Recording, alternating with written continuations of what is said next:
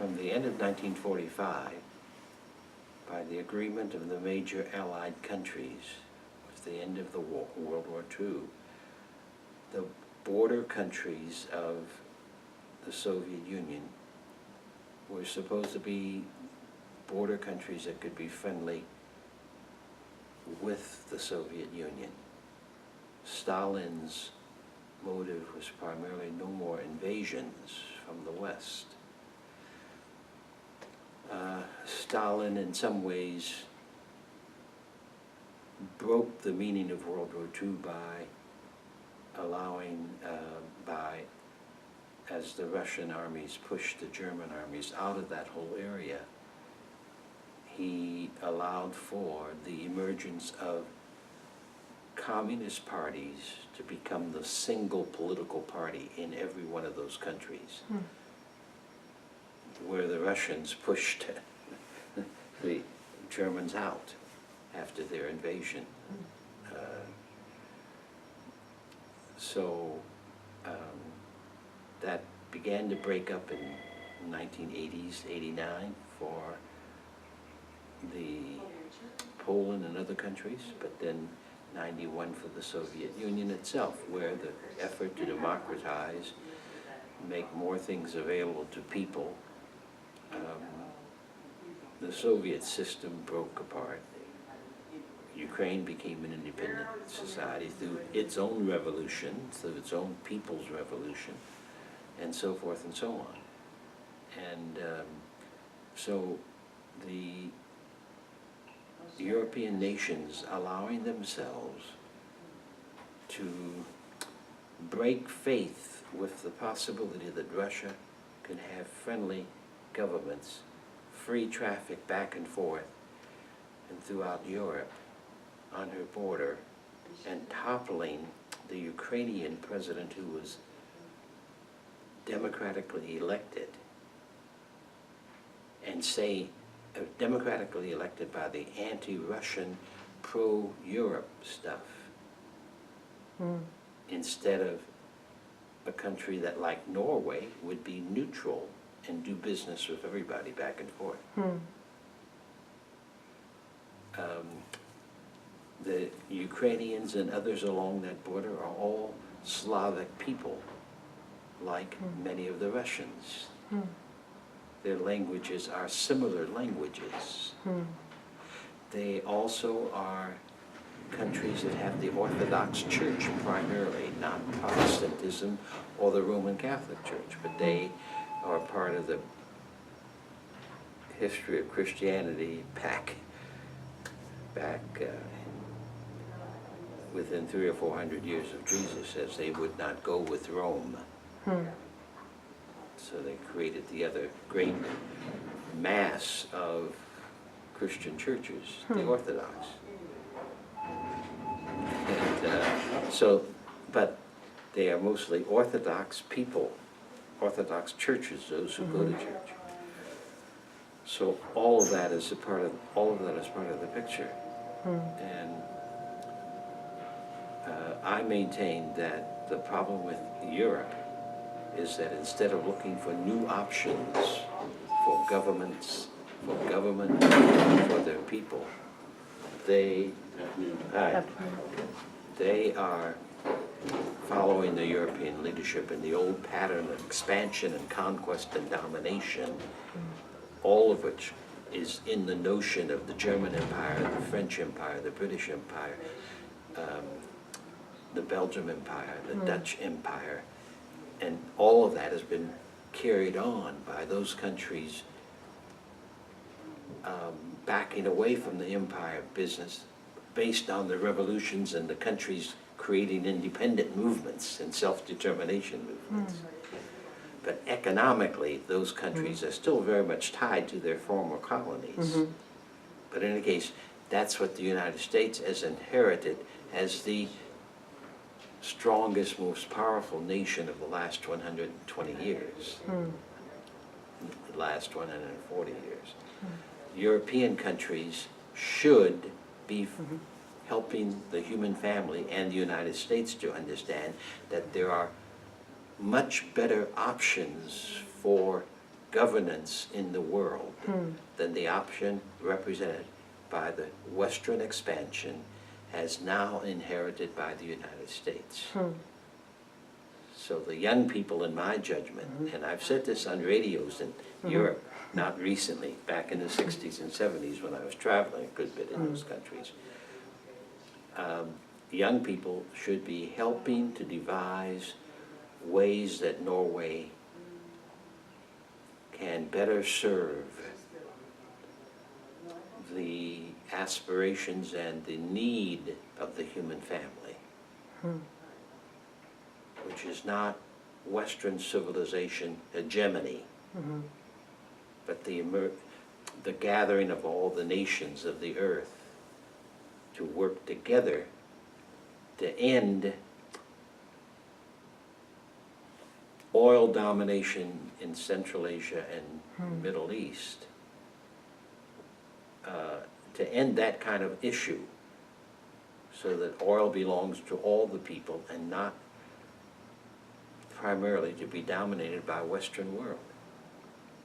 Would that look like a different economic system, or does it look like different regulations as far as international trade and multinational companies? It does mean that Western civilization will need to stop demanding that they dominate Africa and South America and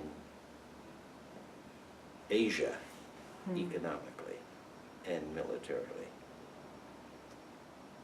It does mean that international law and behavior begins to take precedence to the last 700, 800 years of war and domination.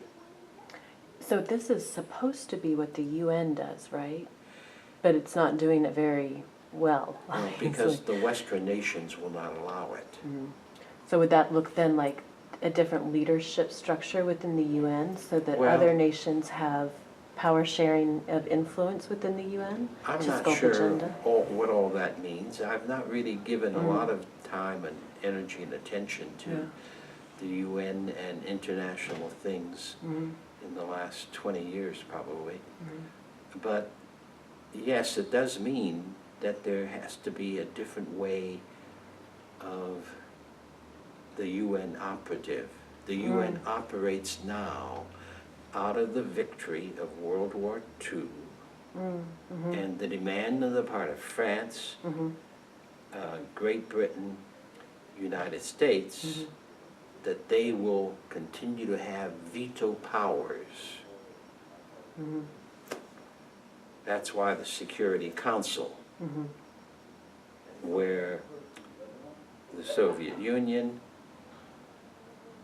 Great Britain, France, United States, China. Well, China, that's a more complicated issue. Not initially, because China was still embroiled with civil war from 45 till,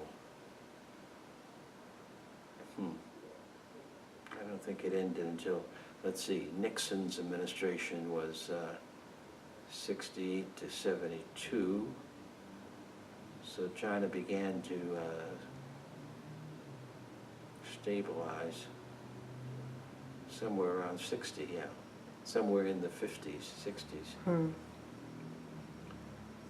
it began to pull all this, the country began to pull together. That's where Tibet was invaded somewhere along that way and became a part of the mainland, and which European maps had already considered anyway as a part of China. So but that's another story.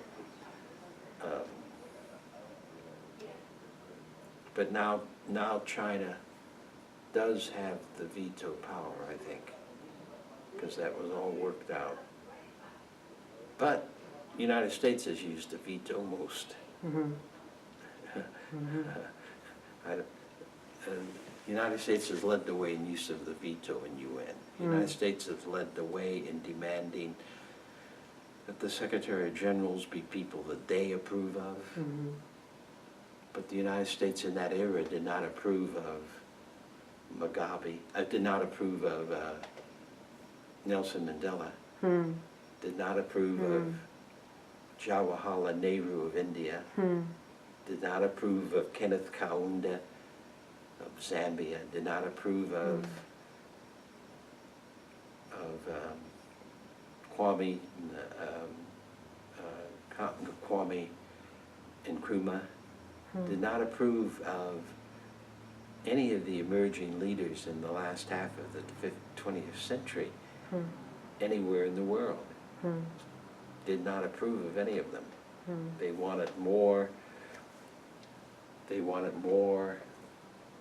of, I don't know, their own types.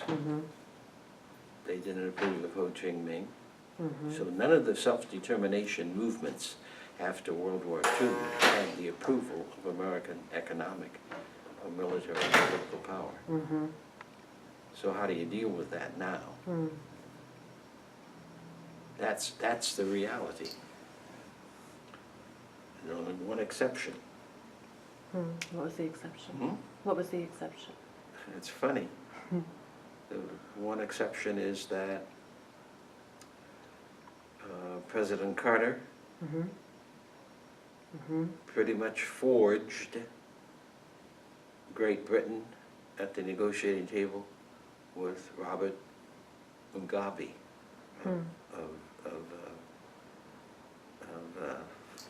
what is it? Mugabe was Zimbabwe. Yeah, Zimbabwe. That was Rhodesia, British colony, and Mugabe was the leader of the guerrilla forces that were fighting, trying to develop. He had guerrilla warfare going on, and the Carter administration fundamentally sort of forced Great Britain and Mugabe to the negotiating table. In large measure because of the leadership of Andrew Young, who was the United Nations ambassador from the United States, and who knew self-determination movements or self-determination movements. He probably did not approve of guerrilla warfare, but he knew that Mugabe represented the effort in Rhodesia for the African peoples to get their own case together and be rid of British colonialism. So reluctantly, Carter allowed that to happen in that case. That's the only case you have that I know of. Only case where we approved of self-determination, emerging leadership in Africa, and said, let's negotiate a deal with them. Of course, he's turned out to be the worst tyrant, almost, since Idi Amin of Uganda.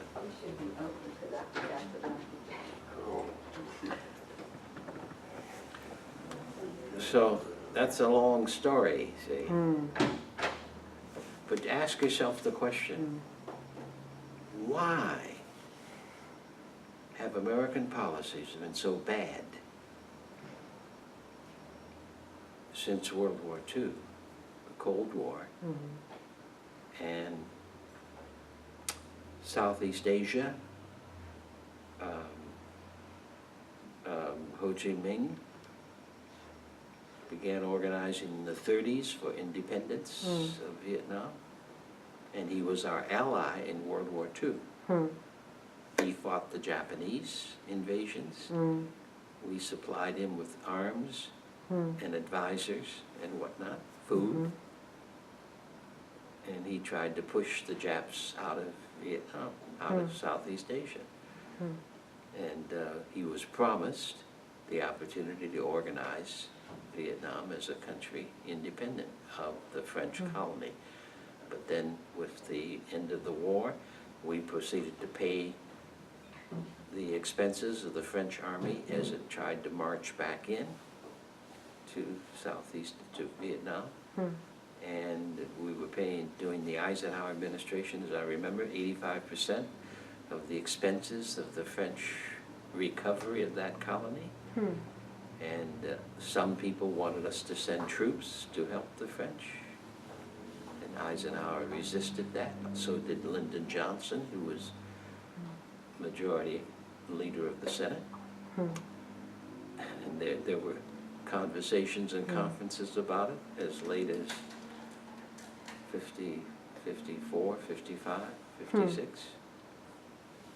And of course, then when the French were pushed out finally in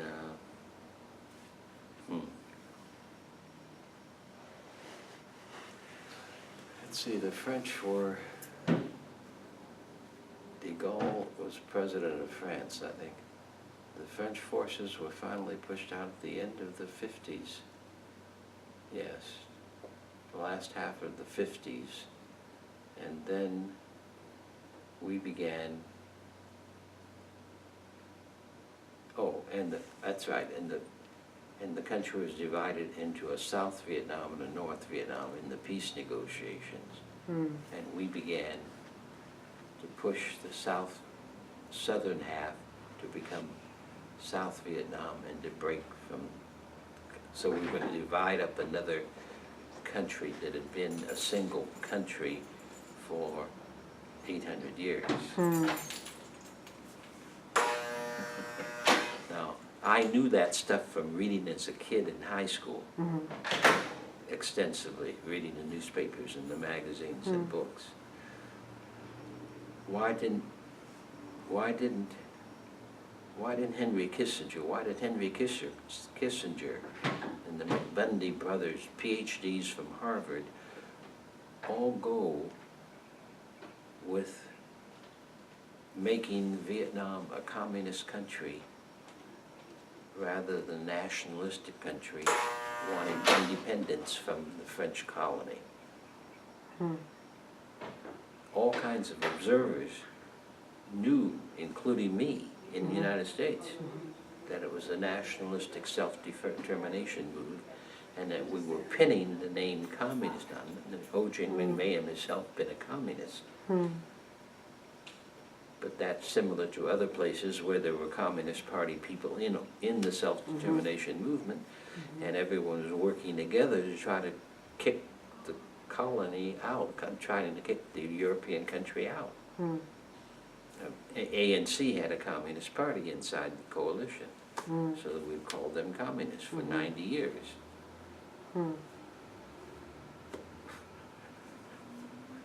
But there was one small party in the coalition that worked hard on self-determination in South Africa. So that's just one example of it. Do you see any hope for these different models of participatory governance, participatory budgeting, participatory planning emerging out of Latin America and that are kind of taking hold in the U.S.? Do you think that these participatory approaches to making decisions around resources, whether they're natural resources or financial resources?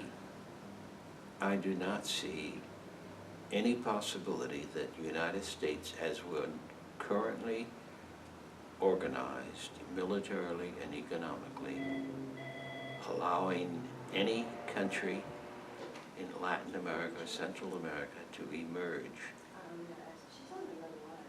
in which we do not play a dominant role. And that means also that we continue to have a major part of the wealth coming from those countries to the United States and to European countries. I see no possibility without major change in the United States. Our present policy is rooted in the so-called free market, which is our more recent ideology for insisting that we have economic domination. We control the oil. We control the diamonds. The mineral resources come to Western Europe and to the United States and benefit us with only with making some people rich in the Congo or Nigeria so that they'll join our elite but with the resources not going towards eradicating the kind of climate which produces Ebola in Western Europe, in Western Africa. Eradicating the kind of climate that produces Ebola. What do you mean by that, the kind of climate that produces Ebola? Helping the society to develop its health systems in such a fashion that they can care for themselves. And they have not been, whether it was yellow fever or what's the other one? Or malaria, yellow fever, have all been rapacious diseases in Africa and Asia. And let's see, measles, I mean, it's been independent bodies in the United Nations World Health Organization that have helped to vaccine millions of children around the world so that the threat of measles has become, the threat of measles greatly diminished all around the world. I think that is true. I think yellow fever and mosquitoes have been brought under control in many parts of the world. But that's largely by charity and not by an infrastructure in those countries. And we have destroyed infrastructure. We've destroyed countries where they had built the health infrastructure, educational, like Iraq. Iraq had one of the best medical systems in the world before 1980, but completely destroyed by the wars. That's partly Saddam Hussein's. He allowed himself to be talked into war with Iran by the Reagan administration. That was stupidity, like a number of these third world leaders have acted very, very stupid, in my judgment. They've played into the hands of Western hegemony. They've not opted for, they've not played the game in a fashion, in my mind, that allowed them to do better work. So with the notion that absolute power corrupts absolutely, is that part of what we see coming out of, I mean, you talk about Mugabe. You know, Mugabe, like you said, became one of... Well, that's part of what's coming out of the Western world. But wouldn't that, I mean, I guess my question is, wouldn't that come out of any world and any system? No, not necessarily. Not necessarily? No. What kind of conditions do you see being necessary for a system to truly create something different? Well, almost all of Europe is headed in that direction. Almost all of Europe, Eastern, Western Europe, almost all of Europe has have the sort of notion of social democratic governance, which the welfare of the people comes first. So Western Europe